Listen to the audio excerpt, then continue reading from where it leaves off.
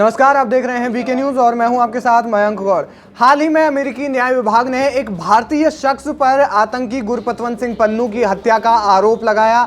इस दस्तावेज में हालांकि पन्नू का नाम शामिल नहीं है, लेकिन जो भी जानकारियां शामिल हैं उससे इनपुट यही मिलता है और ये पन्नू की ही तरफ इशारा करती हैं। न्यूयॉर्क में बैठे पन्नू की ओर इशारा करती हैं और इस मामले में एक शख्स निखिल गुप्ता पर आरोप है कि उसने भारतीय नागरिक के कहने पर ये काम किया था। उस भारतीय नागरिक का नाम दस्तावेज में शामिल नहीं है, उसका एक कोड नेम CC1 लिखा गया है और CC1 के कहने पर ही निखिल गुप्ता ने यह काम किया। बताया जा रहा है कि निखिल गुप्ता ने जब $1 लाख देने की पेशकश की थी हत्यारे को पन्नू की हत्या करने के लिए, और इसी मामले में वो एक किलर से मिला जिसने अपना नाम हिटमैन बताया। हालांकि हिटमैन जो है अमेरिकी खुफिया एजेंसी का एक अधिकारी निकल गया और तब जाकर के इसमें निज्जर की हत्या से संबंध में भी खुलासा हुआ है। अब इस मामले में बताया जा रहा था कि भारत और अमेरिका के राजनीतिक संबंधों में तनाव पैदा हो सकता है, जिसको लेकर के भारत की प्रतिक्रिया का इंतजार किया जा रहा था और अब इसमें भारत की प्रतिक्रिया आ चुकी है। भारत के विदेश मंत्रालय के प्रवक्ता अरिंदम बागची ने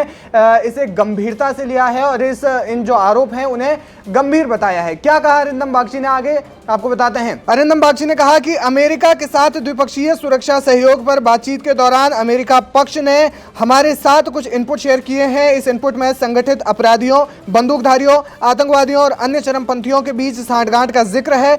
हम ऐसे इनपुट को बहुत ही गंभीरता से लेते हैं। साथ ही इस मामले के सभी प्रासंगिक पहलुओं को देखने के लिए एक उच्च स्तरीय समिति का गठन हमने किया है। जांच समिति के निष्कर्षों के आधार पर ही आगे की आवश्यक कार्रवाई की जाएगी। यानी कि भारत भी अब इस मामले में कार्रवाई करने की बात कह रहा है, क्योंकि अमेरिका ने जिस प्रकार से ये आरोप लगाए हैं ये बड़े ही गंभीर आरोपों के तौर पर भारत ने लिया है। अरिंदम बागची ने आगे कहा, जहां तक एक व्यक्ति के खिलाफ दर्ज किए गए मामले की बात है, अमेरिकी अदालत ने कथित तौर पर इसे एक भारतीय अधिकारी से जोड़ा है, जो कि चिंता का विषय है। हमने कहा है कि सरकार की नीतियों के भी विपरीत है। संगठित अपराध, तस्करी, अंतर्राष्ट्रीय स्तर पर बंदूकबाजी कानून प्रवर्तन एजेंसियों और संगठनों के लिए एक गंभीर मुद्दा है। यही कारण है कि एक उच्च स्तरीय जांच समिति का गठन किया गया है। यानी कि भारत ने इसके लिए, इस पूरे के पूरे मामले को देखने के लिए एक उच्च स्तरीय जांच समिति का गठन किया है और यही जांच समिति आगे इस मामले में कार्रवाई करेगी, साथ ही साथ इसको देखेगी। यानी कि भारत की ओर से भी अब इसमें प्रतिक्रिया आ गई है। हालांकि इसमें